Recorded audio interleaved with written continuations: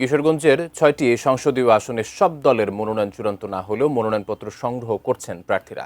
কিশোরগঞ্জের রিটার্নিং অফিসারের কার্যালয়ের সামনে থেকে আরও জানাচ্ছেন প্রতিনিধি শফিক আদনান।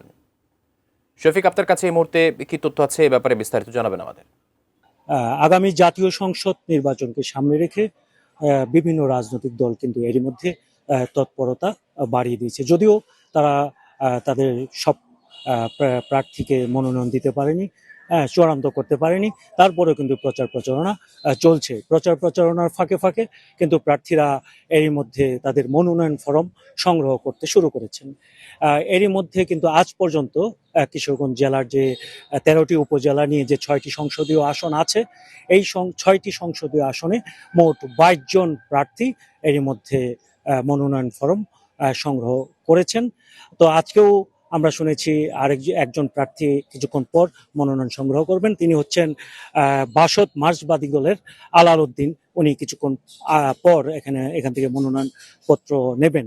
আর যারা মনোনয়ন পত্র নিয়েছেন এর মধ্যে 8 জন আছে স্বতন্ত্র প্রার্থী। আর হেভিওয়েট প্রার্থীদের কথা যদি একটু বলি, কিশোরগঞ্জ 1 আসন থেকে বিএনপির মনোনয়ন প্রার্থী মোহাম্মদ মাজারুল ইসলাম মনোনয়ন পত্র নিয়েছেন। আর জামাতের প্রার্থী মোসাদ্দেক ভূঁইয়া নিয়েছেন।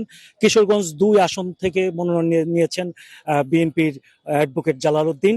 আর কিশোরগঞ্জ 3 আসন থেকে যে জাতীয় পার্টির মুজিবুল হক চুন্নু, তিনিও কিন্তু মনোনয়নপত্র সংগ্রহ করেছেন। আর ইটনা কিশোরগঞ্জ 4 যে আসন, ইটনা মিঠামন অষ্টগ্রাম, সেখানে অ্যাডভোকেট ফজলুর রহমান তিনি মনোনয়নপত্র সংগ্রহ করেছেন।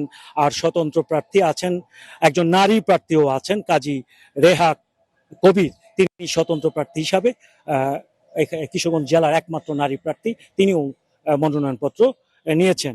আর বাজিতপুরের থেকে মনোনয়নপত্র নিয়েছেন বিএনপি প্রার্থী শেখ মুজিবুর রহমান ইকবাল।